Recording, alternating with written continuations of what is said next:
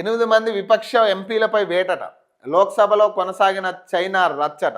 MM సవరణే ఆర్టికల్పై రాహుల్ గాంధీ ప్రసంగమట. అడ్డు చెప్పిన కేంద్ర మంత్రులట. కాగితాలు చింపిన ఎంపీలట. ఉద్రిక్తత.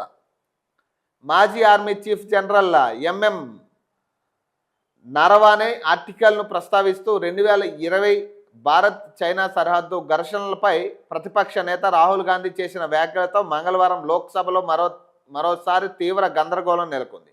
సభ నిబంధనలను ఉల్లంఘిస్తూ చైర్పై కాగితాలు విసిరినట్లు ఆరోపణలతో 8 మంది ప్రతిపక్ష ఎంపీలను బడ్జెట్ సమావేశాలు మిగిలిన కాలానికి లోక్సభ నుంచి సస్పెండ్ చేసిందట.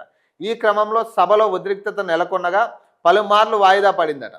రాష్ట్రపతి ప్రసంగానికి ధన్యవాద తీర్మానంపై చర్చ జరుగుతున్న సమయంలో 2020 తూర్పు లదాఖ్లో భారత్ చైనా ప్రతిష్టంభన అంశాన్ని ప్రస్తావించేందుకు రాహుల్ గాంధీ పట్టుబడడంతో ఉద్రిక్తత నెలకొంది. ప్రచురితం కాని శృతి గ్రంథం లేదా పత్రిక కథనాలను ఉదాహరించబోనని ఆయన చెప్పినప్పటికీ కైలాస శ్రేణి ప్రాంతంలో చైనా చర్యలు, వాటిపై ప్రభుత్వ స్పందనపై మాట్లాడాలని పట్టుబట్టారు. అయితే ప్రచురితం కాని పుస్తకంలోని అంశాలను సభలో ప్రస్తావించడం నిబంధనలకు విరుద్ధమని కేంద్ర మంత్రులు అమిత్ షా, రాజ్నాథ్ సింగ్ అభ్యంతరం వ్యక్తం చేశారు. ఈ క్రమంలో రాహుల్ గాంధీని మాట్లాడనీయకుండా మైక్ కట్ చేశారని ఆరోపిస్తూ కాగితాలు చింపి ప్రతిపక్షాలు నిరసన తెలపడంతో పరిస్థితి మరింత ఉధృతంగా మారిందట.